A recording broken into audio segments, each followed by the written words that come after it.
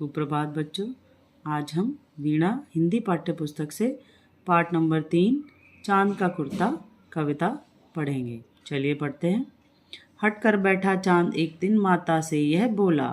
चांद आज अपनी माता से बोल रहा है कि हट कर बैठा, हट मतलब जिद कर बैठा।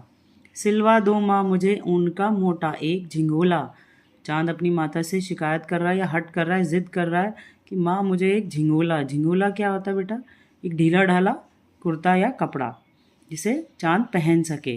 सनसन चलती हवा रात भर।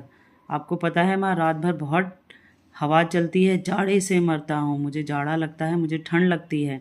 ठिठुर ठिठुर कर किसी तरह यात्रा पूरी करता हूँ।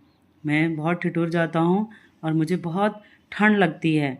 आसमान का सफ़र और यह मौसम है जाड़े का। आसमान का सफ़र, मुझे रात भर आसमान में सफ़र करना पड़ता है और ये मौसम आपको पता है जाड़े का है, सर्दी का है, तो मुझे ठंड लगती है।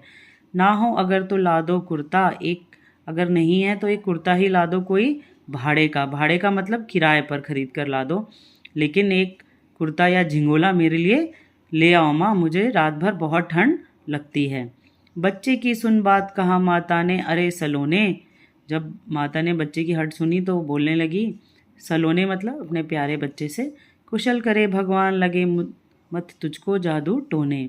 कुशल करे भगवान मतलब भगवान तेरा भला करे, तुझे किसी की नज़र ना लगे या तुझे किसी के जादू टोने का कोई असर ना हो।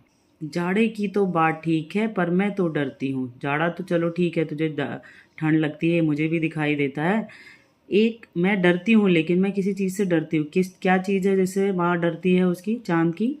एक नाप में कभी नहीं तुझको देखा करती हूँ। मैंने तो कभी नहीं देखा कि तू एक जैसा ही रहे। कभी एक अंगुल भर चौड़ा, कभी चौड़ा हो जाता है, कभी 1 फुट मोटा हो जाता है। मोटा मतलब फूल जाता है। बड़ा किसी दिन हो जाता है, किसी दिन लंबा दिखाई देता है तो किसी दिन छोटा दिखाई देता है। घटता बढ़ता रोज किसी दिन ऐसा भी करता है। घटता बढ़ता रोज़ धीरे धीरे बढ़ता है और थोड़े दिन आने के बाद घटना शुरू कर देता है। और एक दिन ऐसा भी आता है नहीं किसी की भी आँखों को दिखलाई पड़ता है।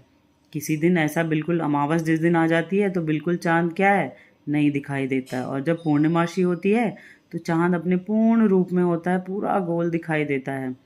अब तू ही तो बता, अब तू ही मुझे बता भाई, नाप तेरी किस रोज़ लिवाएं।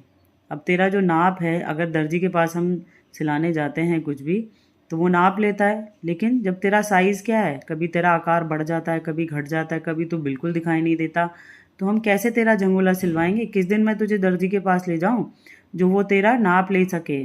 सीधे एक झिंगोला जो हर रोज़ बदन में आए। ऐसा तो कोई झंगोला बना नहीं जिसे मैं तुझे पहना सकूं और तेरे बदन को रोज़ आ जाए। ये कविता रामधारी सिंह दिनकर ने लिखी है। कैसी लगी बच्चों कविता? अच्छी थी ना? चांद का कुर्ता। धन्यवाद।